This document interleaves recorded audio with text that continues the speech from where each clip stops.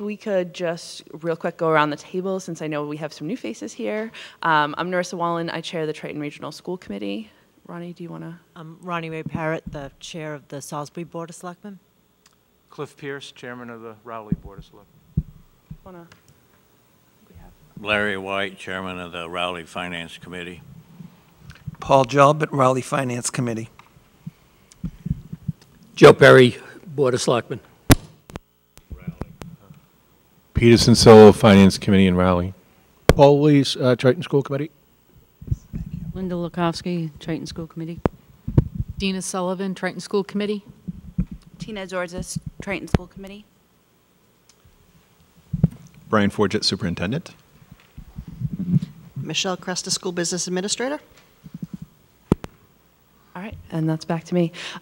Just a technical note, because Mr. Lathrop asked me to remind everybody, if you could please speak into the mics, because that's the only way that we can pick up audio well for the video recording that's going on. And on that note, this meeting is being audio and video recorded. So I am welcoming you to what I will call the new District Communications Commission, or Committee. I think there's a general all-around feeling that there needs to be change. There needs to be communication. There needs to be conversation, a true dialogue, back and forth. Let's sit down and talk. Let's really talk about what's going on and everybody's situations that they're in and what we need to do to move forward and figure out, you know, where there are places where there are hard stops, where people are, you know, where there is no give, and how we can get around that, and how we can work together to move forward. I'm hopeful that we're not giving it a new name, or as Brian likes to say, giving it a new color.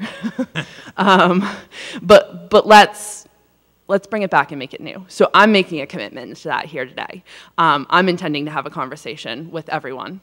Oh, and we have Damon here. Excellent. So I hope that everyone can make that commitment along with me, that we can have true, real conversations at the DCCs moving forward. Sorry, and do you want to introduce yourself, Damon? Because we already went around and did introductions. I'm Damon Jesperson, Newbury Selectman. Thank you. All right. So on that note, I'd like to move directly on with the agenda. So if we could do a quick Pledge of Allegiance. Flags up behind you.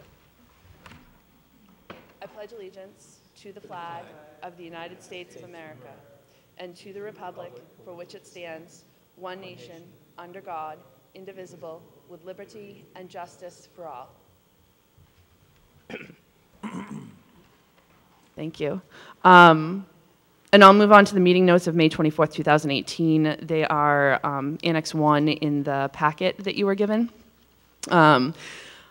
We need to have a quick conversation because in the past this has been a really informal group, so we've called these meeting notes rather than meeting minutes, but if this is going to become more formalized, you'll note, if you've read through the whole agenda, that in Annex 2, one of the things we talked about was posting this meeting for multiple boards so that it will be a true meeting of everyone that needs to be involved. There doesn't need to be concerns about, do we have a quorum here, but it's not posted, that type of thing.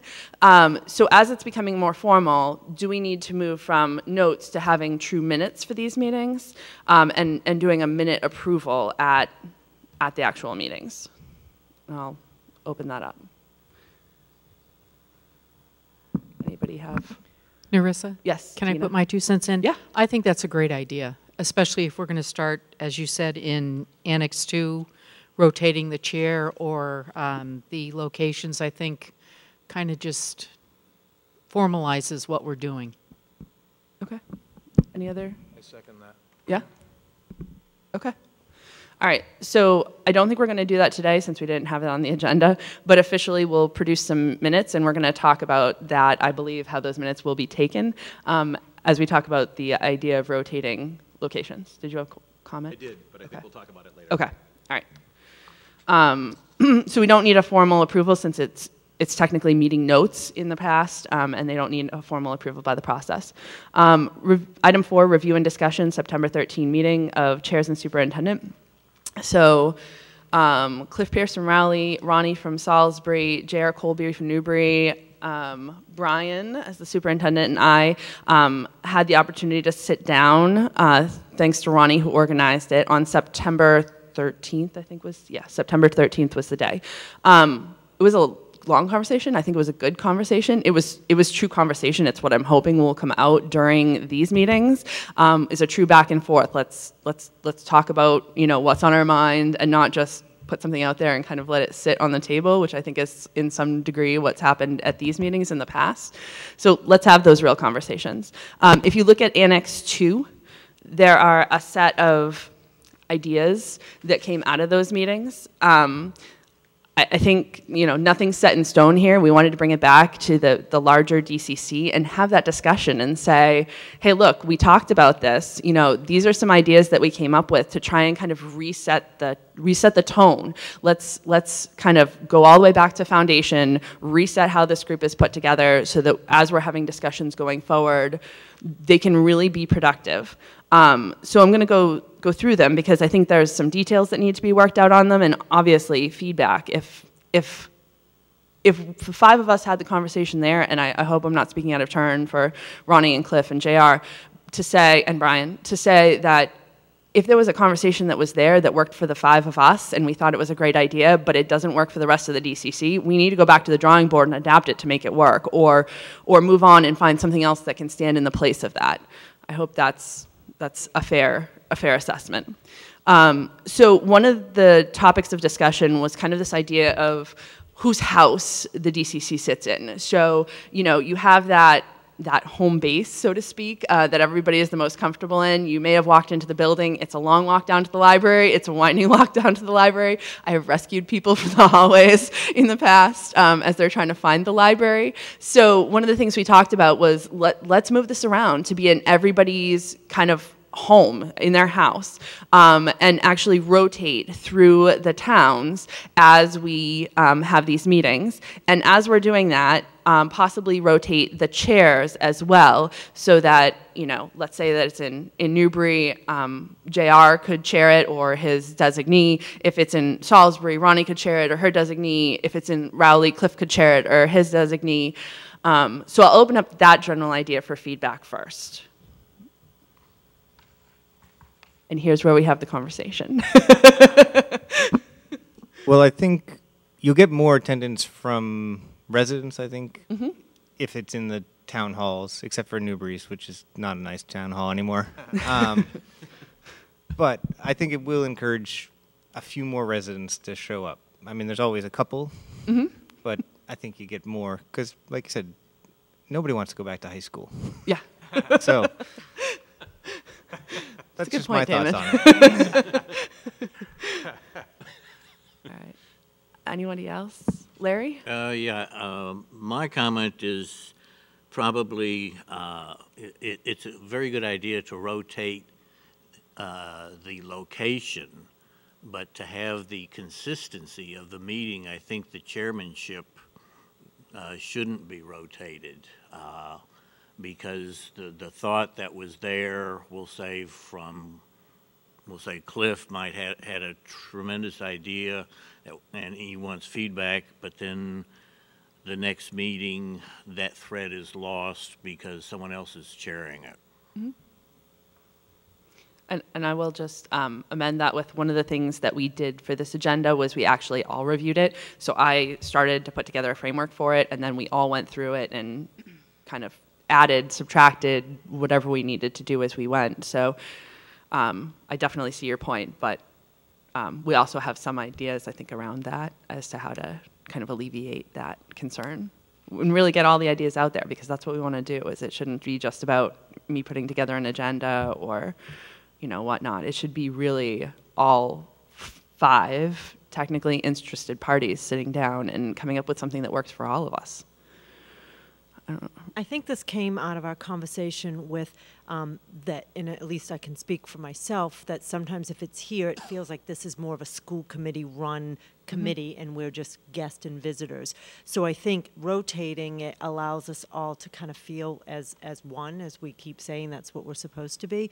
And I think the only thing I would say, Larry, that I disagree with that is that if it's not, and I completely trust that Narissa would make sure all needs are getting met, but at least if it's kind of a rotation of the chair, they understand, you know, kind of the community and who might be there and who's going to speak. So I just think it also takes off a little bit of everything's falling on the school committee to organize this and run this from Narissa, and kind of puts on the responsibility for us, myself, Cliff, JR, or whoever we designate.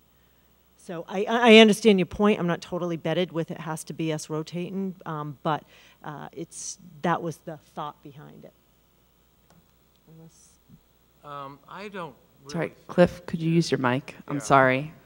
I hate to interrupt you. I think upon reflection, I tend to agree with Larry. I don't have really strong feelings about it, but I think for consistency purposes, maybe we keep the chair the same person, and I'm guessing that would be you, and I'm all for that, you know. Okay. All right. Any other feedback? This side of the table is really quiet. The only thing is I want to say, just to counteract that, is that when you have another person from that town, the chairs, they own it, so then you can't have any grumblings later and say, well, this wasn't discussed, or we didn't do this, or we didn't do that, so that's... Yeah. I'm not sure I want to own it. That's No, I'm just kidding. I mean, I think there's different arguments, so you know, either way is fine with me. I don't care. I was, if I can just add, so the thinking was, with the three chairs of the selectmen, of the boards of selectmen, chair of the committee, and myself meeting, that wasn't a one-off, that would be something that happens, I'm not going to say every month, every, you know, how specifically or quarterly, so that's, so even if there was a single person chairing, whether it could be anyone, that the development of those agendas is happening between the three towns and the school committee, so that it's a unified agenda. The specific things that would be for that town is kind of, we talked about kind of like a specific report on that town, but I don't think it has to be the chairmanship that carries that. The key is, I think, each town feeling like they can own, whether it's 1 or 2 meetings a year. So like, I forget who said it, Damon said it feels like you're not just coming onto our territory, that we're doing this on all of our territory, rotating month to month. Paul? Yeah, so it's just kind of a follow-up, but I just think if we're really going to go back to the premise of opening up this meeting as a conversation between us all, that the chairmanship should be rotated so that there's really a sense of it's not the school committee's meeting, but it's everyone's meeting. And if it's really going to go from that level of being a meeting to more of a conversation, I think with enough of us here that issues aren't going to be left. So if Ronnie Ray has an issue at the end of a meeting that she thinks really needs more development, and then it goes to Cliff at the next meeting as a chairman, I don't think we're going to let an issue drop, is what I'm saying, if we really strive towards that idea of having a conversation, you know, with everyone. Other feedback?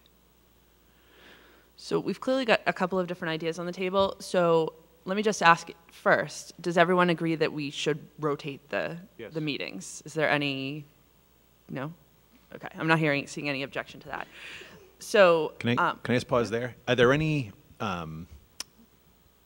that being a simple yes, we all agree, everyone has the ability to broadcast, to video record, so we would be able to work that so that, I guess it's not even, I don't even have to ask the question because we share video back and forth with the town so it can air. So just if everyone can walk away and clarify that it wouldn't be an issue, that wherever we'd be holding the meetings, the video production wouldn't be an issue. So we can still make sure they're live streamed and then recorded and available for playback on TV. That would be, I think we've all agreed that's an important part of this gathering so that people can hear and participate in the discussion.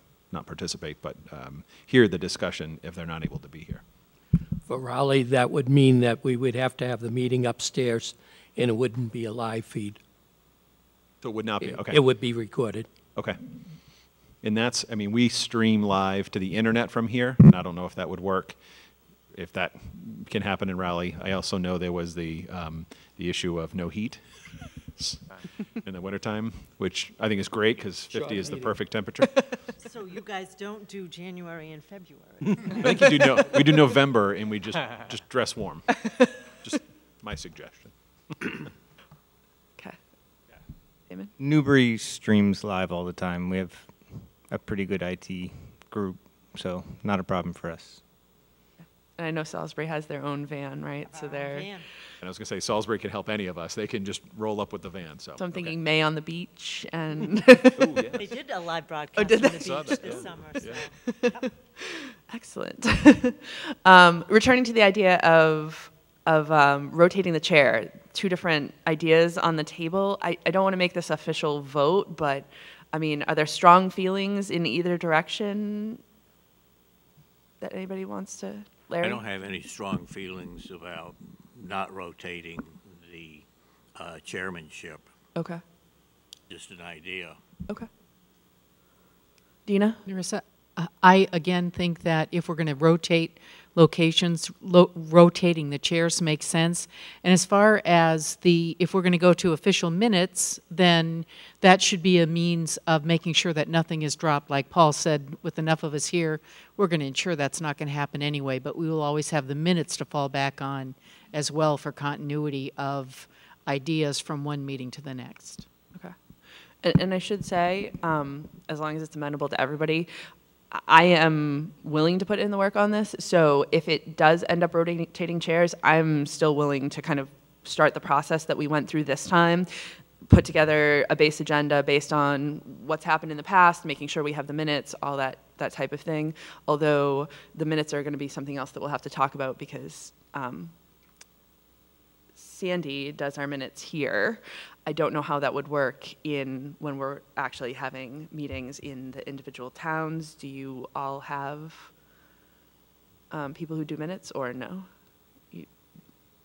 It's usually depending on whose meeting it is and who's chairing it. So Okay. in most of our committees have to legally keep minutes. Mm-hmm. And so someone is thrown under that bus and keeps them. If it's a selectmen's meeting, it's our administrative assistant. Planning board meeting, it's the town planner. So that would be discussion of, do you guys bring your minute taker, or does each town provide their minute taker? And I don't know what makes the most sense. It might be more consistent to have the same person doing minutes at the meetings. So it's not, we go from Ellen's style to whoever Rowley uses to whoever Salisbury uses, and then back here, because that might make it very choppy. But that's just my first thought. Okay. And I don't want to, Janet does our minutes at the Salisbury Board of Selectmen, but I just don't know if I want to say that she can do it without asking Neil on what she can and cannot do. So I think without me being able to go back and ask if we have access to Janet, I can do that. I can follow up and find out. Well, as Damon was talking, I almost thought that group of 5 is meeting again on the 18th, that maybe this is something we need to research and then come back to that meeting with more information because clearly there are a lot of different styles and different thoughts. Is that amenable to everyone? Is what amenable? That we just kind of table that part of the conversation for right now and then come back to that on the 18th when there's more information and we can just have a more educated conversation about that. Okay. The consistency point is a good one, though. Yep. I don't think you can people have different minute-taking styles, and it should be fairly consistent, I think. Definitely true. Okay. Back to the topic of rotating chairs. I'll just open this up because I feel like it's almost 50-50 split. Are we almost at the point of having ideas but not caring and we should just pick one, or? Can I make a suggestion? I'm hearing like 51-49. Yeah. So I would say we give it a shot. Nothing we decide tonight is set in stone, and we're not, appointing 3-year members. And I think we give it a shot. We rotate it, and if it becomes a problem, and if the towns feel like the issues that they wanted to address aren't getting raised, then we change it. But I say we give it a shot and see what happens. Okay. So we need. I know Rowley has no heat in their upstairs. Is November, you guys would know better than I would, is November too cold to have a meeting up there, or? It could be uncomfortable. I mean, Okay. who knows? It could be warm. cold.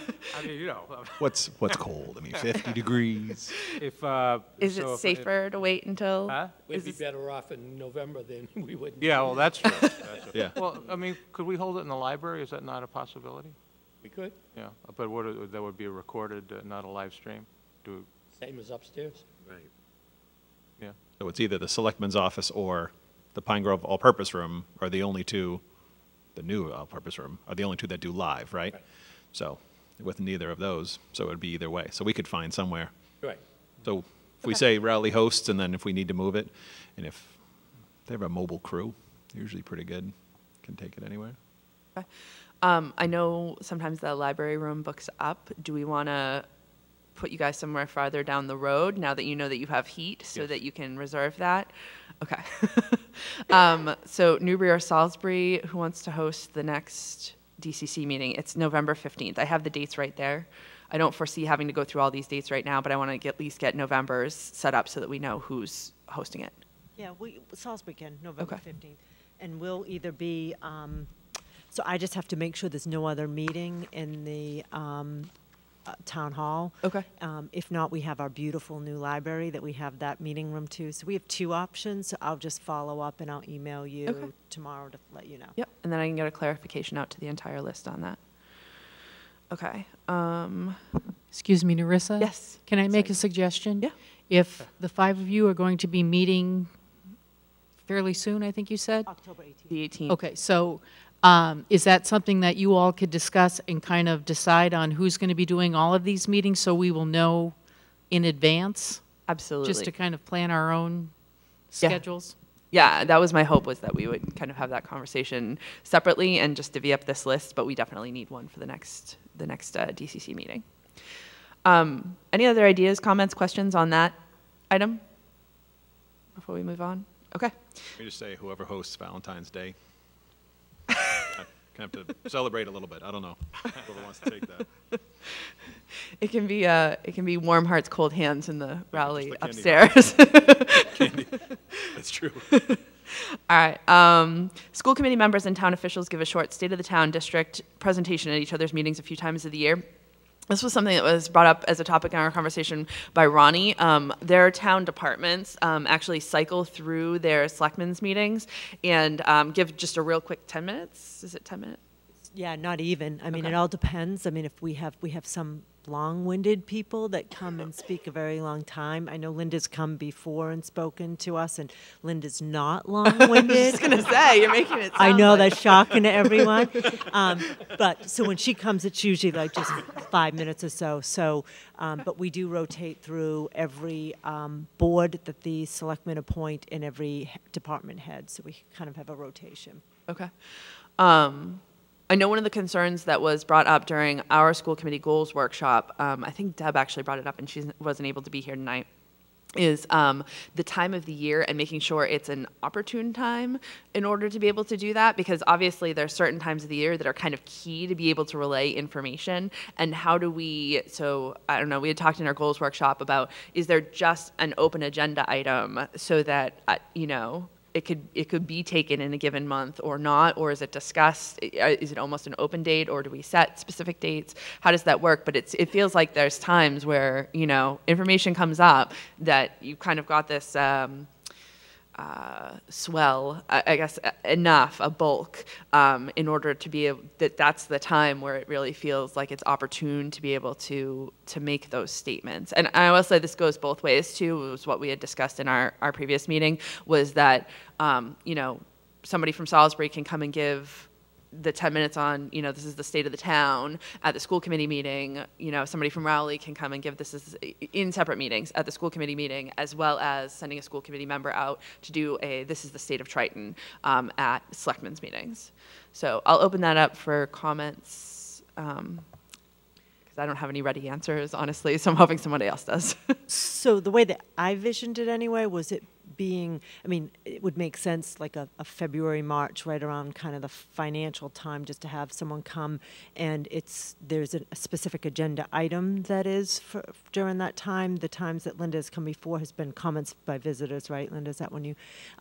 So I think having it scheduled, and we're pretty flexible. It's like, I mean, I can I mean, I'm setting the agenda, so I can slide it in whenever it makes sense for you, that makes sense for us, and that could be a discussion we have in the 5 with what's the best time, when does it make sense for the school committee member to come and speak to the town. I would think during budget time, to me, makes the most sense, because granted, we hope that by posting these meetings, we have more selectmen that come. The reality is we may never get all the selectmen here, so that's an opportunity. I know I usually try to present back to the selectmen after I've come to one of these meetings, but also I'm guessing more people watching the Board of Selectmen. I mean, if you're watching this, you probably have a kid versus, you know, just anyway. So that kind of opens it up. So when we're having the conversation to the town of this is why we need this, there'll be a better understanding, because if you don't have kids, you will have more knowledge. So that's my idea about when about. Okay. All right. So a ballpark idea, but not an exact meeting date. Yep. Is where we're. Any other comments? David? How often were you thinking of these doing Ronnie had these? suggested twice a year. Twice a year. But it could even be once a year now that I'm thinking about it, because really we do twice a year for our boards, but if we just do it once a year, especially during budget time, would probably, I mean, I'm not, that's just what our other boards do, is twice a year, and department heads, but I think even if we were to do it once a year for you all, that would still be great. I just hope that it allows the residents to have a better understanding, and selectmen to have a better understanding. Yeah.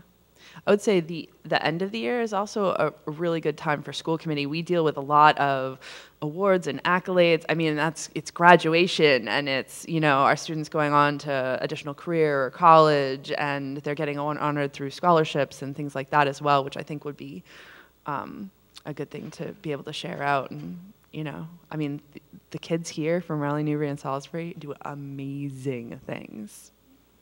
Amazing things. So, any other, yeah, Paul?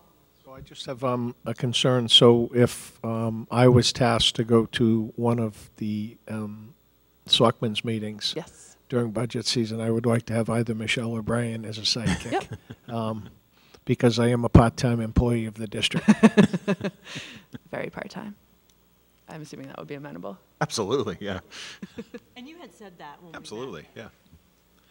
Well, and I would hope, you know, I don't think it doesn't morph into this really quickly along the lines of what you were saying, Ronnie, about if we're posting these meetings in each town, and whether it's a finance and selectmen or just selectmen or whatever the meetings that are getting posted, hopefully this group becomes more regularly attended and we talk about more than just dollars, so that we know what's going on in towns, so that we can help support, you know, like Damon and I have been emailing about trying to get parents out for this information about the special town meeting on the 23rd. We're obviously not going to take a side, but we can talk and just, you know, encourage parents to get out there, get to the meetings, get out there and do their civic duty to vote. So it's important that we know what's going on in the towns, what the towns are dealing with, and this is the perfect vehicle for that. We hear what your challenges are and what things are going really well, and vice versa. You hear about not just here's the more money, you know, here how much more money we need, and you know we get to that February time frame and everyone's at a crisis point. But all throughout the year, we're having dialogue about what's going on, so that when we get to the budget, there's more of an understanding. Before we even talk about a single dollar, there's an understanding of the needs of the district and what the dollars that you're already contributing already are going towards and what they're producing, because there's a lot of amazing things happening with our students, which are your students. So, any other comments on that one? Okay. Moving on to item C. So this was something that Cliff brought up. He had said during our meeting there were times that he could have come, but because it's not a posted selectman meeting, he felt like he was worried that there would be a quorum and we'd have an open meeting law issue, violation, whatever the term is. So the discussion was to just have all of the relevant boards post this as an actual meeting, so that if we end up with 5 selectmen or, you know, 4 FinCom people, depending on the size of the FinCom in town, that it's not an issue with worrying about open meeting law and who can attend, and that if everyone wants to attend, great. I mean, that's what we'd love to see, is everybody in on these conversations and pitching in ideas and truly having a dialogue about what goes on here in the discussions that we have. So I know that's a logistical issue on the town side. We posted as a school committee meeting for the school committee anyway, as a DCC meeting, but I know it hasn't traditionally been posted for the town, so this is an effort to bring it back here and just say, is there any issue with getting this posted for the town boards that attend, to make sure that everyone can come here with not a worry that there's going to be a violation going on? No, I haven't. We didn't post this meeting, but I thought we were still going to be discussing it. But I don't think it's a huge burden on the towns, each board, to do it. But I'll have to check in with the administrative staff. Okay, Damon's looking a little. Yeah, I mean, posting is not very challenging. You just do a little typing and it's posted. It's, it's weird to me, like open meeting law violations. Like we're posting so many meetings now where selectmen might be in attendance just because we might end up discussing. It just annoys me. I find the open meeting law frustrating. Okay. Don't we all? Yep. Duly noted. So that's my skepticism there. It's just that, if it used to be if you were at a meeting that someone else was posting, you were allowed to attend other groups' meetings without violation of open meeting law. I don't know why this has changed. And so, but it seems to be that's the legal advice we've gotten, and so that's what we're doing. So we're posting. Well, I think it was always problematic. I mean, with 3 selectmen, a 5-person board show up at anywhere and start talking about the merits of anything. To me, that's an open meeting violation. So I don't think it's really theoretical or hypothetical or whatever. I mean, and there has been a reason why I haven't come. This is my first communications meeting, and that the reason is that, because I was afraid of violating the open meeting law. So. Well, you got to be. You have to be very careful about these things. I mean, no one wants to get involved in a violation of the open meeting law. Yeah. No. Absolutely true. Absolutely true. Paul, did you have a comment? I'm not an expert in this area of the law, but it just seems to me that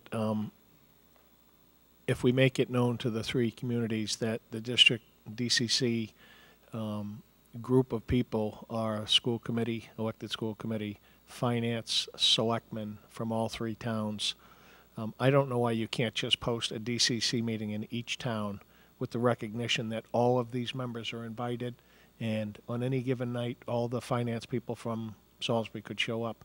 I mean, I don't know why you can't do that with just one meeting notice, because I think, JR said, I think it's extremely cumbersome for every group to remember to post every meeting. But I'm sure somebody in Boston could answer that question, but.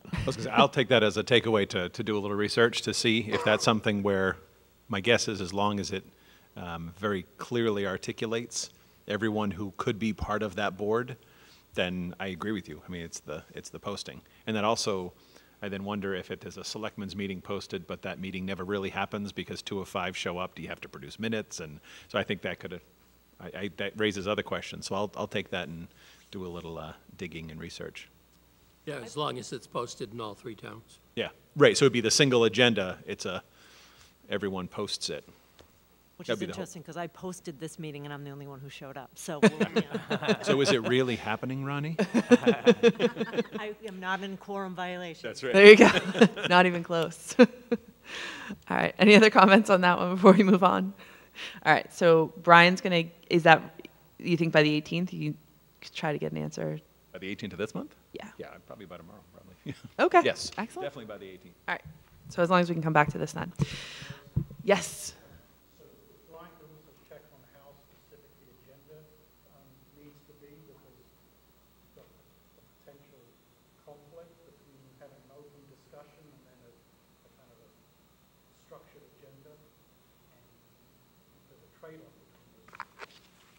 Yeah, I mean, we need to state all the topics that we're reasonably going to discuss, although we can add unforeseeable topics. I know by the letter of open meeting law, because I have been well schooled in that. But I don't think this was too specific. in what we have here, because it was, I don't know. I mean, I don't think there's anything here that's not going to be discussed or a tangent thereof tonight that would be in violation. So. All right, moving on to D. District representatives will provide an earlier view into the more forecastable, stable aspects of the district budget and build on that through each fall and winter. Other members will commit to understanding that these are estimates only and that the estimates will continue to change and be refined during the budget process. So this was part of our conversation that goes to the long-standing request of, can you get us budgets earlier? And the answer is yes, but we need to have the trust here to understand that we're not going to have all the numbers in October because they aren't available, that it kind of will be built through the budget season that we've typically had. So you're going to see earlier, but it's not going to be the full information to start with. And to understand that the numbers are going to change. So I'm going to give you a good instance. We have an average on what the teacher column changes are year to year. It's always typically been around the same number. Last year it was 4 times that number. Don't know that until December 1st. That's when those numbers actually come into the district. So could we put a placeholder in there in October? Yes, absolutely. But the understanding has to be there that come December 1st, that number can change and change drastically. And honestly, there's not a whole lot we can do about it because those are not numbers that we know until they're actually reported into the district. So I don't know if Brian has anything to say about this, because this was... Talking expenditures or expenditures? We're talking expenditures right now, yes. Yeah, I think there's definitely things, and Michelle and I have spent a lot of time talking about what we can confidently predict. So we have personnel contracts. We can make a fairly safe assumption on utilities because we're locked, and we know it's a small swing if we have to go out and lock again for a new contract. There's special education. We can make some assumptions. Last year was one of those years. All of a sudden, we had 1.1 million in new costs, and 3 months prior, that didn't exist on our books. So there's always the one-offs. So we've spent some time talking about the expenditures that we can accurately predict, and we'll be doing that with the school committee, the Triton Finance Subcommittee, at the October meeting, so that when we meet in November, we can give you the first look at fiscal 2020. But it would be expenditures. It wouldn't be assessments. It would be the expenditures at that point. Can I add to that too? Because my takeaway from this, which I think brings us back to another point, and correct me if I'm wrong, because this is my brain trying to understand the budget stuff, which my brain doesn't always work that way. But the takeaway was that because of the way of our assessment, that you can't really give us a true budget because of the governor's budget. So that brings us back again on why we should really look at the alternative assessment. Am I incorrect on that, or am I? Yes. I mean, so that then goes back to the alternative assessment, and we can talk about that too. So if we go back, the committee used to start the budget process. You've been around the longest. September, October, we would start making predictions. At that point in time, the way the state formula was working, there was more money coming to the district in Chapter 70. So 15 years ago, 20 years ago, the formula wasn't so far behind in its calculation. So because foundation is now so underfunded in the formula, we're spending, the actual expenditures are so far above foundation. Regionals have an anomaly that no other district in no other city or town has to deal with. The city or town says, here are the expenditures, here's my Chapter 70. We then have that added fun of having a second step, which is, here's our expenditures, and here's how we're going to apportion it to the 3-member communities. Without going into the formula, obviously we know it's created some pretty incredible swings in the last 5 years. So if we look at the last 5 years, Newbury has been on the receiving end of the good times, and that was, there's two major factors that drive that. One is enrollment, obviously. So it's student enrollment, and then in Newbury was decreasing the fastest. And then the second is the equalized valuation and income data that is based for the town. this could end up being a really long discussion. So remember the topic of effort reduction? We keep talking about that. That was the amount that the state was funding for cities or towns that were paying in the formula more than they should have per the formula. Newbury was receiving effort reduction funds on step 72B in the 5 million step formula. Effort reduction is now 100% funded. It was funded at literally 100% in fiscal 19 that we solved, and we had a year of very small swings. There were the total student enrollment changed by 3 students. So last year was a very even split. Whatever percentage that each town's student population was pretty close to their portion of the budget. We can hope that that holds true, because I just spoke to Roger Hatch yesterday and today. So Roger was the Chapter 70 guy for the Department of Ed, the calmest man on the face of this earth. I've never heard him get excited. He retired, and he's now a consultant for the Mass Association of School Superintendents. So I reached out to him, found him, and he confirmed effort reduction is, I was looking through the formula, it's funded at 100%, and we both believe there's no reason why it wouldn't be funded moving forward, because the whole the challenge was getting enough money to be able to plug that hole. Now that the money's there, we keep talking about new Chapter 70 money is available. There's no reason why they shouldn't at least keep that filled and then be adding money to the formula for the other underfunded pieces. That's a way oversimplified explanation. But so there's hope that if the enrollments stay consistent, and if we're decreasing or increasing, all 3 towns are decreasing or increasing at the same rate.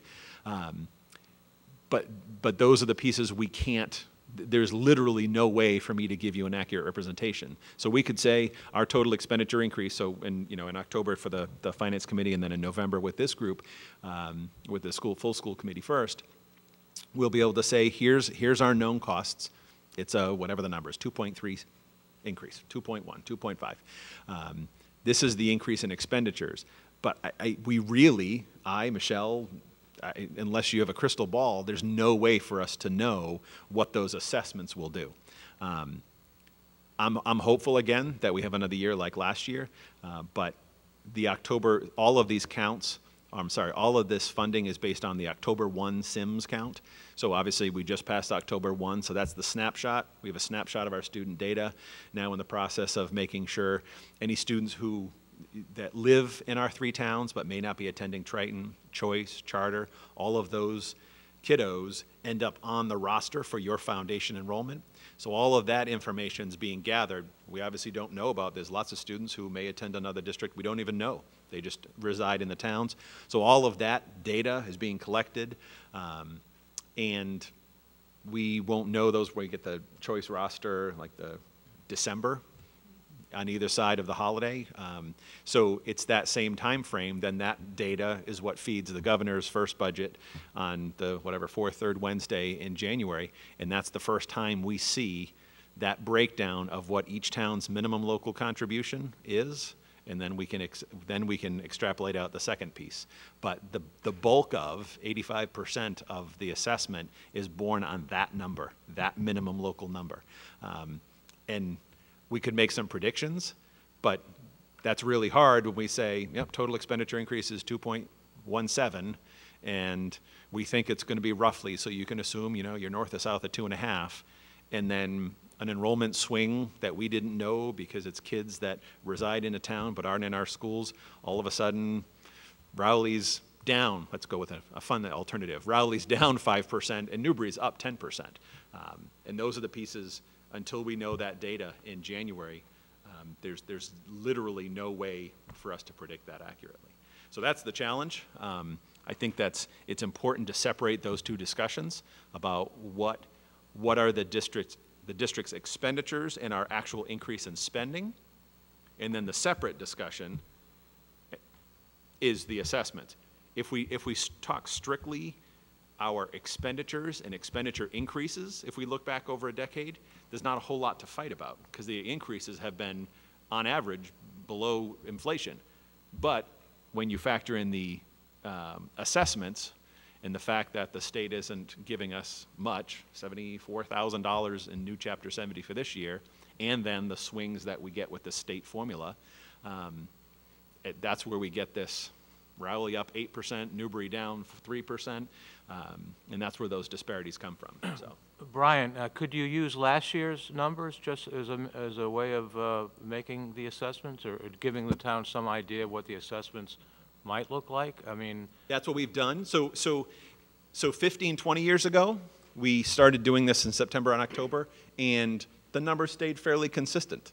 Now, any numbers that we look at in October, they can swing wildly, because it has everything. So again, looking at last year's process for the current fiscal year we're in, literally we had 3 students. I want to say one town was down 2, one was up 1, one was up.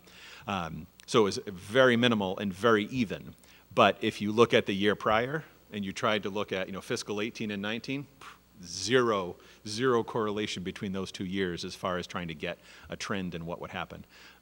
Newbury has historically been decreasing overall population at the fastest rate. But then this year, that just stopped. Our NESDEC projections said that pace would continue. We had more students move out from 8th to 9th grade this year than we anticipated, and those were genuine move-outs, like not going to private school or charter or choice, genuinely moved out of town.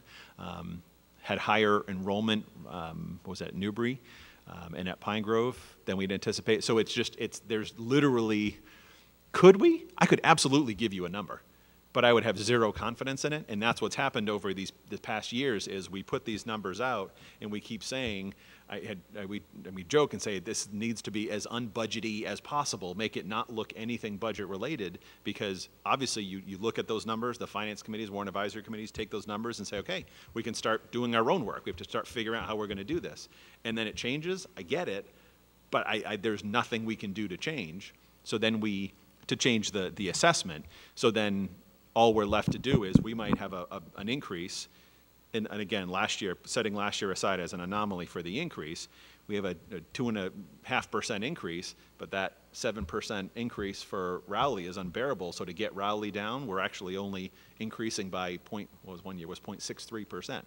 So in the actual expenditure. So so the answer to your question, can we? Absolutely. But there is no, not even a guarantee, there's not even any likelihood that it would hold true 2 months later.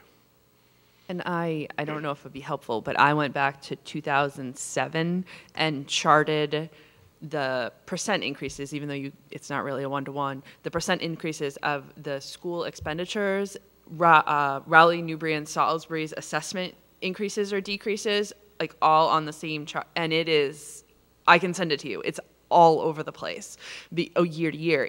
There's no consistency at all. I mean, you'd like to say Salisbury is 39.2% roughly, I think, right now of the Triton student population, and you'd like to be able to say, well, 39.2% of whatever increase there is would be, what Salisbury would bear. It's not even close. It's not even close, and it's because of those governor's budget numbers. Effort reduction, the whole idea of minimum local contribution, it's not predictable and forecastable. And that's one of the reasons why we wanted to look at an alternate assessment, because you want to be able to say it's 39.2% or plus or minus, a couple of percent, a couple of tenths of a percent. And you can't. So would an alternate assessment base the determination solely on the number of students, the proportions of students? It would base it on whatever we wanted to, whatever we decided. Okay. So literally, we state what we want to base our assessment on in our regional agreement. We have the 3 towns voted at town meeting, and then it gets sent on to the state commissioner of education. He signs off, and we are good to go to use either that or the original state formula. Well, so we have that. So I think you just stated what the problem is. The 3 towns have to agree to Yep. it. So a town that's getting favorable treatment under the existing system is not going to vote for it. Right. Yes. So I think there's 2 points to that. Is one, even if you're getting, good treatment dollar-wise. The quality of your schools is not getting good favorability dollar-wise, because what tends to happen is, even though it's not, and I will say this in all honesty, I know it's not a good level, but we have brought down the assessments to try and make it at least more palatable to the town that's getting the highest increase. As a school committee, we've done that. We've had that conversation to say, there is no possible way that X town can afford this dollar value, and it needs to come down. And then we bring it down. And what that does is it brings that town down, the other 2 towns down, some of who are at a decrease already, but it's causing damage to the district when we do that. Which is kind of why I asked the question, so it was kind of on purpose, Cliff. Larry, myself, Brian, and Freeman met this summer, and I think that was the reason why I asked the question, because I feel as though we can get a better grasp of these budgets if it's, I'll just throw out rolling average of, was it 5 years was one of the options, a rolling average of 5 years. So then we're looking at what is the average of the last 5 years, and we can stick with that. And so it's a little bit more predictable. And I understand why Newbury doesn't want to come to the table, but it's not just about the present day of, oh, they're, in the good right now, this is great. This also helps everybody predict their budgets better. It will change. It will we can go back historically over 20 years, and it rotates. Which town is getting hit that year? It just so happens Newbury's ridden it for 3-4 years, 4 out of the last 5 years. So it will absolutely get back to Newbury, and then Rowley will be in a good time, and then Salisbury will be in a good time. But the key is, the commissioner will not say no to anything. The commissioner has said yes to some very crazy formulas, as Narissa can attest to. But as long as we agree to it, the commissioner will say, good for you, go make it work. But then every year, like you said, Cliff, every year, so the first thing is we have to amend the agreement. The agreement has to be amended and get all 3 towns to say yes. But then every year, if you're not using, this is called the statutory formula, if all 3 towns don't approve the budget based on whatever this regional agreement assessment is, then we have to go back and we assess it based on the statutory formula. So every year there's another opportunity to say no. However, which then leads to, well, then why bother? But it gives us an option every year. Right now, we have no option because our regional agreement calls for the statutory formula. So all this would be doing, and I think if we could get Newbury to the table and have that discussion, is just giving us options to say every year we get to decide. And the value, I would think, and in this, not I think, but I mean the value is it provides consistency in that we could, say it was simple 5-year rolling average of the student enrollment, but it also gives us predictability. So we could do this in October. If we knew that the regional agreement called for a 5-year, 10-year, we could do whatever we wanted, 3-year rolling average of the student population, we could right now tell you, here are the known expenses. Here are some questions we have, but here are the known expenses. The minimum locals go off the table. We're just going to assess it based on the regional agreement formula. Because, and the reason we can do that now, originally we couldn't because everyone's minimum local was really close. So every year we had to make sure every town was paying at least its minimum. Again, the formula hasn't kept up for 20 years, so everyone's minimum local about what the formula says is down here. Here's what people are actually really spending. And that's 77% of districts across the state are there. So we don't have to worry about the minimum local. It just goes away, and we get to control our fate. The towns get to decide how to make this work. And it gives us another option. But the bottom line is that it's not going to happen for 2020. No. The earliest it could happen would be 2021. Right. Because we have to bring it to our town meetings, which will be in the spring in May. Yeah, there was a discussion, and again, we've been looking at the regional agreement for 7 years now. At one point, we had the discussion. We could, so if the committee voted a budget, and then we decided on this alternative formula, and it was like we were just saying, for example, because there's many ways we could do it. 5-year rolling average purely. and the 3 boards of selectmen agreed this made sense and sent it to the 3 towns and said, this is what we're going to do, and the 3 town meetings approved it, we technically are okay. There could be a lawsuit that someone in town could say, hey, you know, we paid too much. But that's the only caveat, as it was explained by DESI legal counsel to me. It wouldn't automatically trigger anything wrong unless someone wanted to raise their hand and say, yeah, I don't like the way that played out. We paid more than we should have, and then it could come unraveled. But yes, absolutely, the cleanest way is we amend the regional agreement. That happens at a town meeting. Certainly not going to happen for any special fall town meetings. So it would be spring of 20, or it could happen spring of 19, I should say, or it could happen in fall of 19 next year for the fiscal 21 budget. Yeah. Narissa? Dina?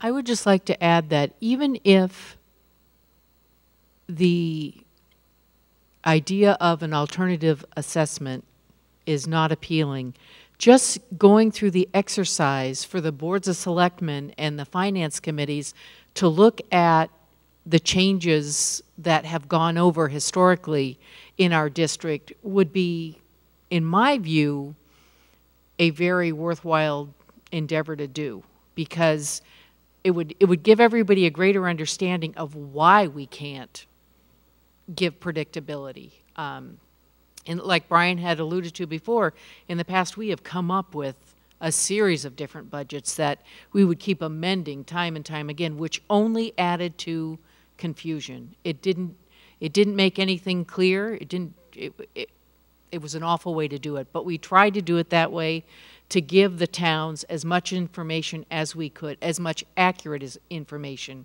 as we could. But as Brian pointed out, we really don't know anything even semi-concrete until January. Linda? And if we go back to when the auditor Bump came to Triton, and she said that the state isn't going to help regional schools, the only way, things that we should do is try and help ourselves by changing the regional agreement for exactly this assessment. So, and I'll just handle real quickly. That was specifically in reference to a recommendation that was in her report that she obviously had some skepticism about, to try and form a regional schools commission that would specifically look at the way those calculations are put out and the ramifications around them at the state level. And it was brought in as an amendment. It was filed first as a bill. It was put into another bill and the language was lost. Then it was filed as an amendment to the House budget, and that amendment was not taken up by the House. It was filed as an amendment by the Senate budget, to the Senate budget. The Senate did take it up and put it in their budget, so clearly they have some belief that this is needed, to have that commission to sit down and look at this assessment issue on a state level. And then when the House and Senate got together and hashed out what should make it into the final budget, it was dropped again. So that was really unfortunate last year. This is just from having worked at the state level a lot last year, I don't see that. The House is much more conservative. There's 160 of them, I believe, and getting them all on the same, moving in the same direction is very difficult compared to the Senate. I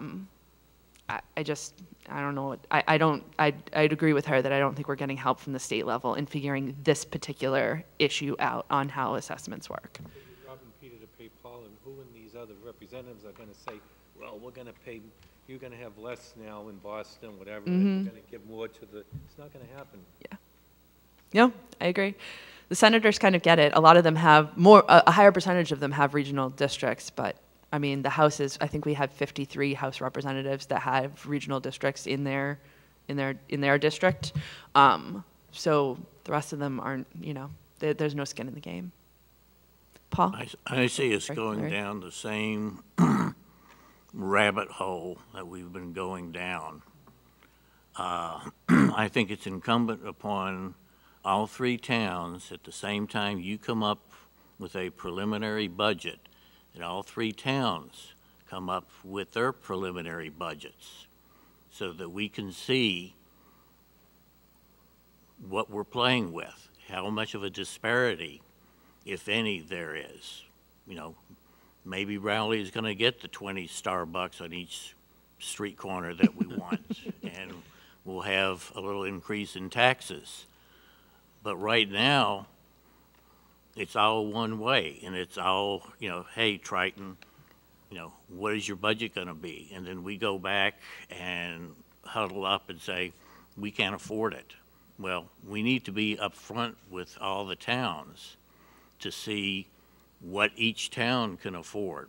You know, maybe Newbury can afford a lot. Maybe we can afford somewhat, but we can at least get together, use the assessments that we have now as a preliminary to see, you know, how much our new total would be, and then work on it from there. Supposing, you know, your budget is great, except Rowley is the only town that seemingly can't afford the increase. Well, maybe we have to look at our budget to see what we can do. But without the town's inputs as far as what they can afford, we're just going down the same rabbit hole as before. So to some degree, I agree with you, Larry. Sorry, I'll get to you in a second, Paul. I think that needs to be an ongoing discussion here. It needs to happen here where we're all sitting down and hashing out, you know, what's going on. I think there needs to be a nod to state legislation, which puts the school budget squarely in the school committee, but obviously it's in the context of a larger reality that we need to be aware of. The one thing I will say, because I want to voice this, is I struggled when the five of us met. How do I say this diplomatically? Personally, I have some frustration in getting a number that is not kind of a holistic look. So I think the way Rowley has presented it in the past, which has been the one town that's really presented it, is to come in and say, here's what our Prop 2.5 is, and here's what half of it is, and that's the number. And then town meeting comes, and the total spend is significantly higher than Prop 2.5 is. And that is frustrating from a school committee perspective to deal with. And I'm putting it out there. There's no diplomatic way to put that. Just to say, we need to all have that conversation, and it needs to be an open and honest conversation. And I think that that's the key is you know, there needs to be give on all sides. When there's frustrations, we need to voice them, and we need to keep having that conversation. Sorry, Paul. So I just want to say that I think, you know, Brian suggested earlier that, you know, the revenues and the assessment side, he could give that to you early. I think, you know, to use Larry's phrase, going down the same rabbit hole, I think that is a huge mistake. I think what we need to do going forward is look at the expenditure side, and then when we know from the state what our numbers are, then we produce the assessments, we produce the revenues, and we approach the budget that way, because otherwise, when I say misinformation, I'm saying misinformation equals unreliable information, because that's what we're dealing with in October and November and December. We're making projections that don't hold a candle, okay? They don't mean anything. And that, I think, creates false expectations for a lot of the people around this table. And I don't think that's what we need to do. I think we need to work on what we know, and then when we get the numbers from the state, we make our projections then, and we develop our budget then. So I think, just to go back, there are pieces, like Brian said, that we can be, I don't want to say 90% sure of. Well, there's some pieces we can get 100% sure of. Early on. And I think those are the pieces where we know, and we can put literally next month, have those numbers out, right? They're not going to change a significant amount between November and March even. And then we can put in some placeholders as long as there's that trust to understand that it's a placeholder. It's in there as an average, and it's not going to the expenditures. Speaking of expenditures, and it could change. We get our healthcare numbers usually the first week of February, second week of February. We're in February. something like that. I don't know. But We're negotiating this year too, so. yes, that's true. The PEC is negotiating this year. So when those come out, that number is going to change. Where is it going to change? You know, there has to be a trust to be able to say, I understand that we put this number out here in October. You understood that it was a placeholder. Here's what the actual number is going to be now that we have a better estimate. You know, now that we have more information. Yeah. Are your Sorry, Paul. forecasts, Brian, from year to year in general fairly accurate for the total budget? But is the problem is how it impacts each of the 3 towns because of shifting demographics, like population changing. So in one town, the next year it might spike or have a decrease. Is that the biggest part of the problem? Yeah, so I would say, again, we know, obviously, we're a human services organization. We're 80% personnel. It's people and benefits. So we know all of the contracts. We can make estimates, very strong estimates on any COLAs, all of the lane changes, all of the personnel related. We can make a solid assumption on benefits. Like I said, utilities, the majority, we can level fund supplies and materials. So all of those, we can say, and I can look back over 10 years and say, yeah, we knew those numbers.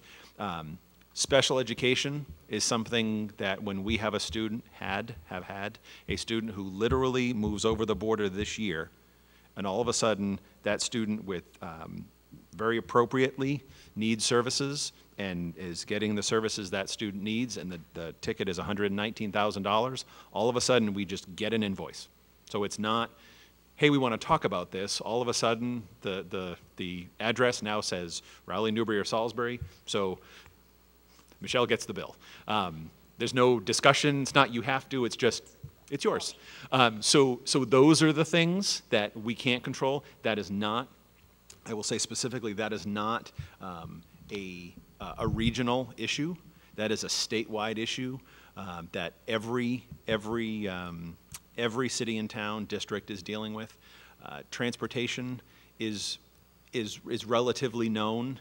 When we talk about regions and transportation, ours is easy. You know, there are districts with 123 square miles and 273 kids that they're bringing to one school in western part of the state. We know nothing about that, but we are pretty efficient. We know our transportation numbers. So it's really as far as expenditures, it's healthcare can be. It's been fairly predictable what we've expected. Again, going into a year where we're negotiating with the Public Employee Committee for health benefits for everyone, we have more ability to control that this year. But so it's the special education as far as that wild card on the expenditure side, and then it's the assessment. It's that we go from, oh, and this is, I mean, have done it for 14 years, feeling really good going through the fall, we're looking good, and then boom, we get that number on January 26th, whatever the number is, and I don't sleep for 3 nights because all of a sudden we go back with, yeah, Newbury's going back $450,000. Hooray for Newbury. Does the special needs impact that assessment because that's part of the overall general expenditures? Yes. So that's factored in. Factored in. Okay. Yeah. There's money can come through in different ways. So we get circuit breaker reimbursement, which is the state's, I'm not going to go through the formula, but a portion, 75%, if it's fully funded, of those high needs costs. But if a student choices to a neighboring community, that money then comes through the choice vehicle, if you will. So there's weird ways that the state does its reimbursement programs. Have a special needs, that's obviously going to really exactly right. Assessment. So normally we could absorb, you know, in any given class or any given grade level in any school, we could absorb a good solid chunk of students. If at one of the elementaries, K through 6, we got 23 new students that came in and registered, piece of cake if they're coming in throughout the 7 grade levels, because there's a couple, 3 in each grade level. 0 cost for those 23 students that just came in. One student could come in, and we're 300,000 plus is where we've been for a particular student based on the needs. And again, that's not to say anything about whether or not that student deserves the services, because they do and they need them. but it's how it's being paid for. But the other side of that point you raise is, so we could, I said we could absorb 23 new students come into Pine Grove School. We absorb them in the grades, no impact whatsoever. If 23 students choice and go to a neighboring school, we're getting charged $23,000 for each of those students. I'm sorry, we get $5,000 for each of those 23 students. So what is that, $115,000? We get that bill. So students moving in, we can absorb them with zero cost. Students moving out, we absorb a cost. So it's the nature of school finance in Massachusetts. Is that fair? It's unique. It is unique. I'd like to clarify one point that you made just a few minutes ago. This is my 8th year on the board. I sat in the visitors section of the Board of Selectmen meeting 8 years ago when I took out papers to run, and I took a pay cut because we were doing a pay cut across the board in the town, and all the selectmen, we get an amazing $2,000 a year stipend, and we took a pay cut that year because we were making the budget deficit. This year was very unique. We had a very large increase in revenue from the New England Biolabs. Yes, from New England Biolabs. So it was a very unique year. Yes, we did spend more, but we haven't for 7 years. And we finally did have a chance to put some money in the budget this year. So I don't like that idea that, all of a sudden we're putting more money in. It didn't work out that way. We had a very unique year. We didn't have that year 8 years ago, and we took an across-the-board cut. So I understand where you're coming from, Joe, and first of all, I'd like to say thanks for telling my school committee members that you make quite a bit more than they do. Sorry, guys. Yeah, they're all quitting and becoming selectmen now. It's not... I've looked at past years, and the $400,000 has not been the increase. It's been above that, and I totally understand where you're coming from. I think we need to have a more open dialogue about what that number is. If that number was higher than $200,000 last year, we shouldn't have been hearing in February in the newspaper that $200,000 was still the number, and that the district was, so there's two sides of this. Yes, the number was higher, and it was a bad year. We had huge sped costs, but it's difficult when you know that number is going to be higher and you're still getting skewered over the $200,000 number. Does that make sense? I understand that, and that's why I'm trying to restart this conversation now. And did I know I was probably going to get some backlash for making that comment? Absolutely, but I'm trying to put it out there and make... Well, we are definitely constrained by 2.5. I'm sure everyone agrees to that. But on the other hand, towns also have growth, which should add to 2.5. But growth will vary from year to year. I think Joe was saying. And the towns have other needs. Everyone can agree to that, too. So, I mean, I think we can agree on most of the problems facing both of us, I don't know what the answer is. No, I think it's dialogue. It needs to not be, part of it. If Raleigh gets hit by another, what was it, 7% increase, all the dialogue in the world is not going to help us, you know what I mean? Because we are constrained by 2.5 and the level of growth that we experienced in the preceding year.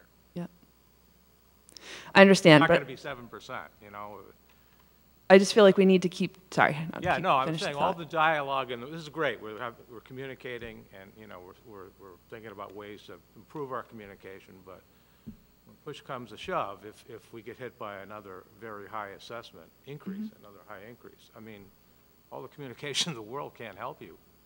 get hit with high increase. We're going, taxes are probably gonna go up, I think gonna go up $1,000, I think. Taxes So have gone, between the, the elementary school and the, the new police and fire station. right, taxes have gone up in Raleigh significantly. So I'm I- a you know, taxpayer. I mean, if you take a look at the 2 years ago, we offered, I brought the letter up, $200,000. We had a approximate $400,000 Prop 2.5 increase. The Triton assessment was $500,000. It took 125% of our Prop 2.5 increase. We didn't have anything left to spend on anything else. That number, I think, is going to swing. And I feel like we need to keep having that conversation, and you need to understand that there's frustration on both sides. And I know you weren't here, Cliff, last year, but it was hard to have a conversation. These meetings would be over in half an hour, I want to say, even with a lot on the agenda. They were over quickly because it would literally be here's and what's going on, and then silence.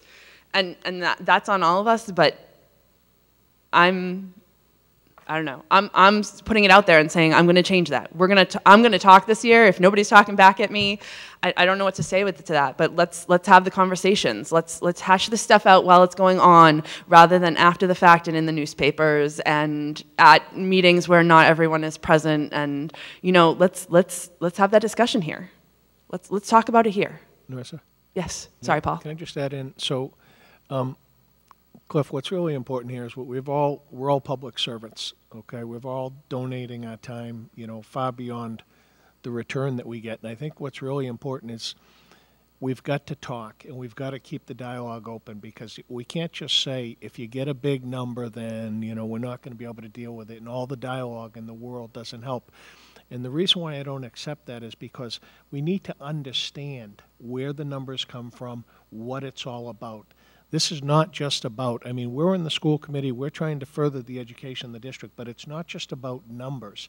It's about understanding why we're asking for these numbers. And I just want you to keep an open mind, that's all. We need to communicate. We all come from different walks of life, but we've all heard at some point in our lives that communication is critical to everything, and it is. And as, elected members of town boards, we can't give up, and we have to keep talking with each other so that at least we understand, because if people are making decisions or making snap judgments without a full understanding of what you're dealing with and what we're dealing with, that's just not a good recipe. I agree. Communication is absolutely very, very important. I'm just saying, the school district is operating under constraints. The towns are too, and there's no doubt about that. And you're really, if you're at that point, You speak into the microphone, please. Oh, yeah.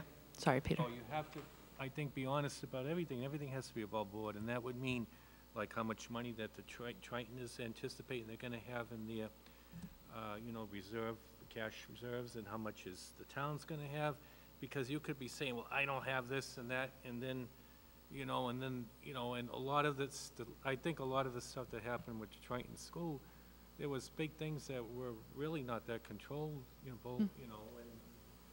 like the, the special education and stuff like that weren't anticipated. So there's got to be that kind of open dialogue about everything that's happening, if you really want to move constructively and have everybody understand where each person's coming from, instead of holding cards vested and not really saying everything that you have, and trying, that's my problem that I saw, from. Yeah. Any other comments? Can we move on? Okay. So the plan was for the chairs of the select boards and the school committee and the superintendent to meet quarterly. We're meeting October 18th, so it's basically monthly, for at least for the beginning. But if we kind of continue to meet quarterly, so here's my view on that group, which Ronnie set it up, but I believe it's a group where we can get some of this big work done relatively quickly, because there are not potentially, I don't know, we could potentially have, what, 30 or 40 people around this table if everyone was present, and just hash out some quick ideas like this in an hour and a half, and then bring them back to the big group for feedback rather than trying to generate them here. I don't know if you had any other. No, I think, yeah. I think that was the whole purpose of it, is to be able to, I think also, I felt it was much easier to have an open dialogue with just, and Cliff, please chime in, with just the five of us in a room without being microphone, televised, all the other stuff. So we had some pretty frank conversations that I think that started the direction, which I think was in a positive way. Yeah, it was a very frank and candid discussion, because it can be in that sort of a setting. Yeah. Say things that we couldn't say when we're on TV, or whatever. So yeah, I think we should continue that, and if things settle down and start operating smoothly, I think we can go to a quarterly meeting, but maybe for now we should do it monthly. And the last item was further discussion to be had regarding revising the regional agreement to adopt formal measures to improve town and district communications. So this is one we had talked about during the meeting. And there is provision for the DCC in the regional agreement, but it's not, it talks about who it should include. It talks about the relative meeting schedule, but it doesn't get anything beyond that. And I know Cliff had just asked this to be included tonight, so I don't know if you want to expound on that. The agreement is very flawed, it seems to me, when it talks about or determines how the towns and the districts are going to interact with each other. And there is no provision in the agreement which gives the town, specifically gives the town, any role on budget matters or on the budget. And I've looked at I looked at one other agreement, the Pentucket agreement. And if you look at that agreement, it actually says that that it actually gives the towns an advisory role on the budget. There's nothing in our agreement that does that. There is this provision for the DCC, which doesn't use the word budget. I mean, it's not specific. It's kind of a vague provision. It's a very vague provision, and it even says that these meetings are for the exchange of information only, which is a kind of bizarre statement, I think. I mean, so. What does that mean? That we can't present our advice on what the budget should be? We can just give you information, like how much money we have or something, So it seems flawed to me, and we could come up with a much better provision that gives the town a formal role in the process, and I think that would be better for anyone. I mean, I appreciate the efforts, Narissa, you're making to on a short-term basis to improve things, and short-term improvements are great. But, we're not going to be here forever. None of us is. So we should do both at the same time, short-term measures and long-term measures. And a long-term measure would be to amend the agreement to put in some sort of more specific provision about the town's role in budget matters, like other regional districts have. And if we're going forward with other provisions to amend the agreement, like the landlord-tenant provision, and the assessment formula, why not add this to that package? I mean, because we are moving ahead on those, apparently, so we should also, this would be the time to do something in this area as well. So I'm totally open to discussion on that. I just want to make two comments. One, that I have looked through 40-odd regional district agreements and a bunch of the VOTEC agreements, and you have my sympathies. It's I know, trust me. And some of them are literally like 1954, never been updated on the old mimeograph with the line numbers next to them. So Pentucket's is the only one that I have seen that in. Yeah, and I've only looked at one. So. Yeah, well, you picked the good one, apparently. And the other thing is that as far as state statutes concerned, I don't think that advisory role has any teeth. So I'm just legally.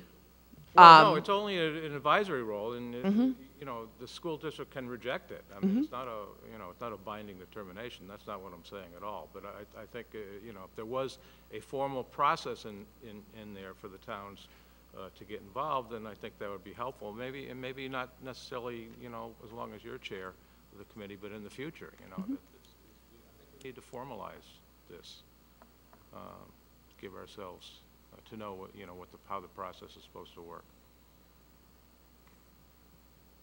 I'll open it for conversation. Anybody? I'd like to offer just 2 comments on the landlord-tenant agreement. I participated in several meetings, and I thought we hashed out a lot of ideas on it and came out with something that I think the 3 towns could agree on. And I would like to ask about the alternative assessment. Is there going to be another meeting, and when is that going to be? Yes, sorry, that's on the agenda. That's going to be the next item. As soon as we finish up this review and discussion from the 9/13 meeting, is to talk about getting back to setting a date for that meeting. So can I just say, in regards to that, to the suggestion that Cliff made, if that be something, because we had the landlord-tenant working group, alternative assessment we're trying to work on, everything else we rehashed, and we have the rest of that language together, rather than creating another committee. If that's something the 3 select chairs, Narissa and I, discuss, and then everyone can bring back to their respective boards, have the discussion, and kind of be dealing with that one, I think that's one simple piece of language that we then can have separate discussions rather than another whole working group. Paul? Yeah, so I just want to utilize everyone's time well, but I mean, in terms of this alternative assessment, if Newbury is not presently involved and hasn't really made any efforts to become involved, are you really going to take on another issue? Yes, we are, because it's been pushed back and pushed back. So when we met, so we did meet one time, and what we decided is that if we at least get something documented and drafted the minute Newbury is ready to go, and our hopes are that sooner rather than later Newbury will be ready to go, then we don't start the process of having to meet to create a draft. So I think my idea, Paul, was not to just sit and wait, because I feel as though we've sat and wait for a very long time. And I'm hoping that not only will the wave change in what the population looks like, but also the more we repeat that we can have predictability, and that helps our budgets. Newbury will get that loud and clear, and then we'll start to come to the table. And I also think JR came to the meeting, and we weren't sure he was going to, and JR came, and it was awesome, and he gave some great input. So I think even getting JR to the Board of Selectmen, I mean, we were at the point we were going to start calling Damon over here to come, because we wanted someone from Newbury, but JR came. So I think they're at least starting to have a conversation and hearing the purpose of it. So I don't want us to just put it off to back burner for any longer. No, and I agree with everything you just said. I just didn't know if that working group, those 5 people, want to take on the additional issue of an advisory role in the agreement. That's all I was saying. No, I wasn't trying to say put on the shelf everything you guys are working on. Totally support it, and because hopefully sooner or later all 3 towns are going to be on board for the predictability. I mean, that's what this is all about, this alternative assessment, to make everybody's job easier so that as you go into budget season. When I was going to say, the chairs and I meeting is separate from the alternative funding, whatever we're calling assessment task force. This, hoping our meeting is about everything, right? It's about this communication, it's about general communication. And then some of the same people overlap on that, but that would be a separate group focusing specifically on that. And I'm optimistic that I think once we get some ideas and concepts on the table, I think everyone would be engaged to think, oh, this could work. That is that initial fear of, I don't know. But I'm hopeful. I'm also hopeful that this year, again, 100% effort reduction, we don't have any enrollment swings. And for the second year, Newbury has a normal year. And now we can say, okay, it's stable and it's not as beneficial because they're not going backwards. Sorry for Newbury, but better for us. Yeah. And everyone else, let's just call it what it is. And we have that assessment, the alternative one, distributed so everyone can read it? We don't have anything yet. Yeah. Oh, you don't? No, so, Draft? no. They met No, once. no. So what we met, can I talk a little bit about the work please. group? Absolutely. So Larry was there. There was a day you were not able to come, but you're also on that work group, right, Joe? Okay. So it's myself, Brian, Freeman Condon from Salisbury, Larry, and Joe. We did talk about including Narissa. Narissa has compiled all of those 40-something alternative assessments. She's actually done a really cool kind of summary of each one, so we were able to all read those. We were tasked with going back to read them and kind of figure out what we like, meet again. in that meeting, that's where we determined it would make sense to have the chairs come together. And Larry, if you remember our meeting, please chime in.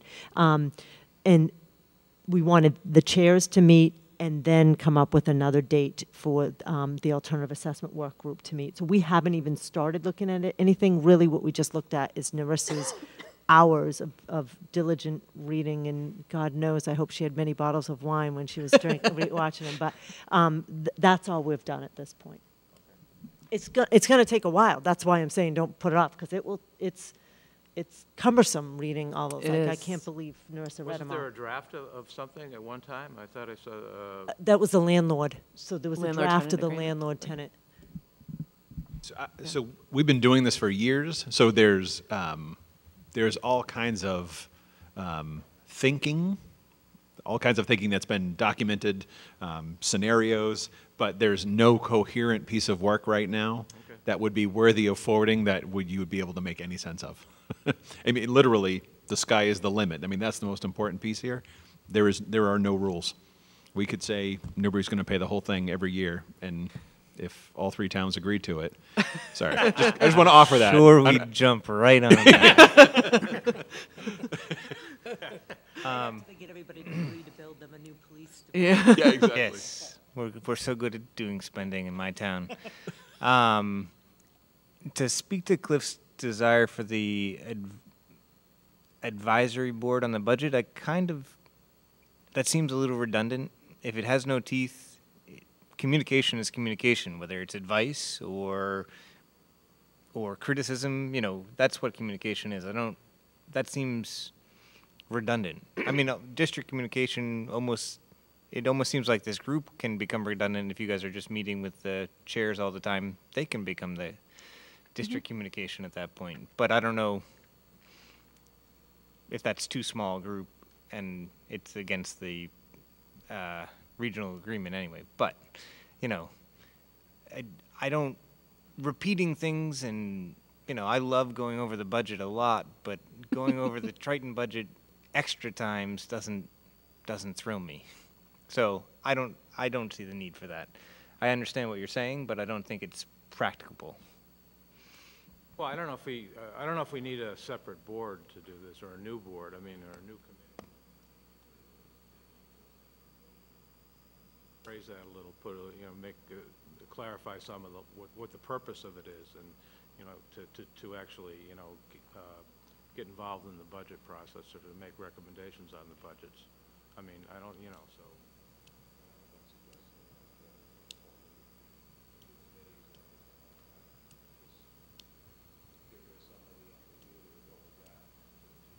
What the purpose of it is.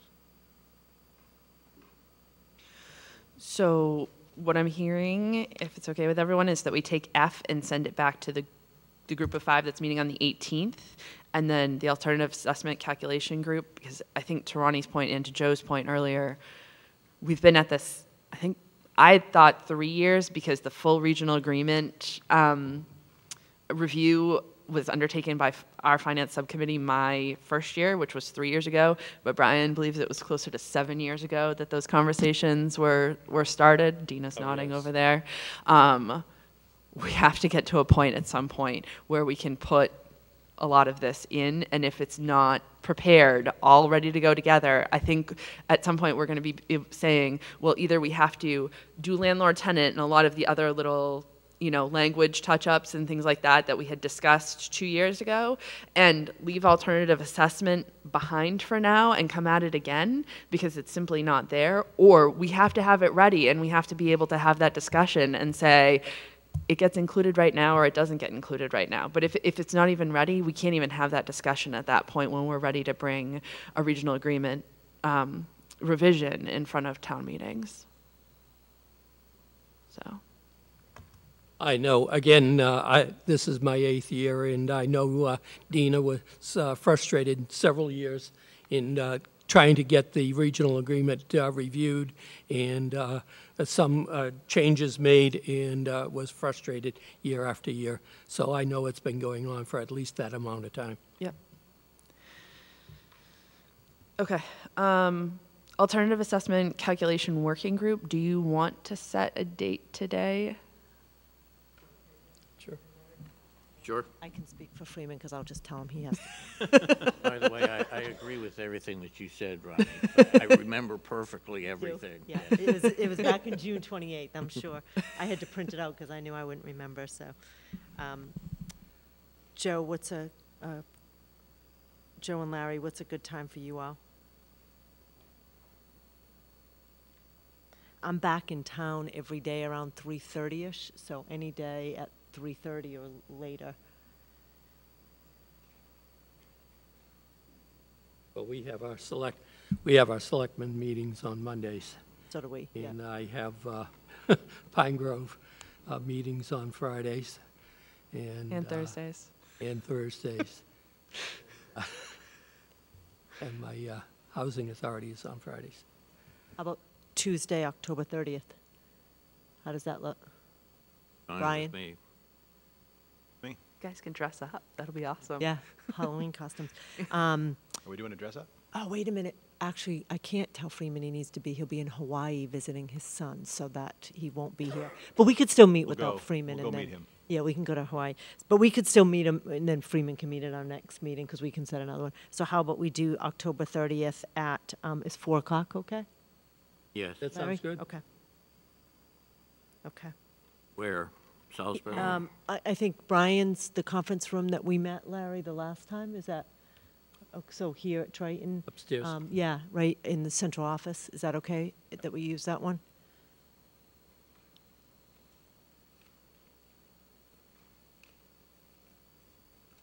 So 4 o'clock. Yes, sir. Okay. Landlord-tenant agreement proposal. So the landlord-tenant language was hashed out by that other working group that has already kind of moved into the background, have done their work, thank goodness. That language came here, and then after we went through it, it was agreed that the towns would individually take it back. Our legal counsel had already done a first look at it, but we wanted the towns to be able to take that back to their legal counsels and have them go over that language. So I'm looking for updates, please, from each of the towns on where that process is, because we need to get that back, I think, to this group eventually. If I'm remembering correctly, Neil did, and we actually already discussed it in a Board of Selectmen meeting, and everything looked fine. I can follow up with Neil, but again, my recollection, see, Larry has a better memory than I do, because I think but that was months ago that we talked about it in a Board of Selectmen's meeting. The last time we talked about this was definitely months ago. Yeah. I mean, it was spring. Hey. Yeah. So to my memory is that Neil did do that, and we did discuss it in the Board of Selectmen, and everything looked good. Okay. Because I think we had the biggest change in Salisbury. It's almost, if we were going to talk Salisbury. about a change, it's you. It's us, Salisbury right. owning Salisbury Elementary is really the biggest change there. I'll follow up with Neil. The Raleigh Selectmen have not really looked at this Okay. in any kind of detail, as far as I know. And Yeah, I don't think we've sent it to Tom Mullen. I was just going to say that has not been referred to our town council, so we'll have to. I didn't realize that we were supposed to do that. So, Joe, as part of the working group, you did have, I think it was Tom, look at it and provided some advice. Certainly wasn't in a final form. Right. But there was, I think it was the terms and conditions, there was something that came back from. Yeah, he did make some. From Tom. So I think they've seen it as a kind of a rough draft, and I think the key is, if we all agree it makes sense in rough draft, we then can say, all right, we like it, then before we spend any money having council look at it one more time. That was the key, is are we all on board with the language? And then we can, I think if anything, the council would just tweak some minor pieces of it. So November 15th is the next meeting for this group. Do you think you can have feedback or? sure, without giving it the town council, right? Yeah, I mean, kind of in form and substance, is it? Okay. All right. Joe, do you still have a copy of that, or do we need Brian to resend you the most recent? I think I'm going to need Brian to send me a copy. Okay. Damon, I don't want to put you on the spot. I'm sorry. I don't remember what is going on with that right now. So send it to us again. And either we've already sent it to town council and reviewed it and the ball got dropped, or we haven't. I can't tell you. All right, straight up. Can you aim for November 15th to have it reviewed? I'm just trying to continue to move forward, and if we don't set dates, I feel like it gets lost. We can try. Okay. I can't guarantee it because we have the October 23rd special town meeting, and we'll only have one meeting, selectmen's meeting, prior to the 15th. So it's it's tight, but, you know, it's possible. Okay. So send it to us again, and we may have already made a decision. I just don't remember. Okay. All right, and that is it for tonight. So we don't need an official adjournment vote. Thank you all for coming. I know this was a marathon compared to previous DCC meetings. So I appreciate your time and your attention, and hopefully we can do this all again in November with more people. Can I just make one statement that I appreciate your fervor, and just to point out that at the next meeting, who's ever running it may not have that same fervor and maybe will be different. And also with the rotating chairmanship, you don't really have ownership of the DCC meetings, but maybe one or two or something like that. So it's something to consider as far as continuity. Yeah, I can literally have us revisit that item in the next again, agenda. you know, I can go either way, but you might want to. We are, and Ronnie is very fervorific. It will be me, and I will try very hard to help. I appreciate that. I know you will, Ronnie. I'll slip her some coffee ahead of time. All right, excellent. Thank you. Thank you, Larry. Thank you, Damon. You'll have to let us appreciate you know. coming. I know you're the only person here. Oh, this in Salisbury, where is it? Is it? If you go right up to the traffic light, it's almost directly across. I don't know if it's It's bad right on eyes. beside the CVS.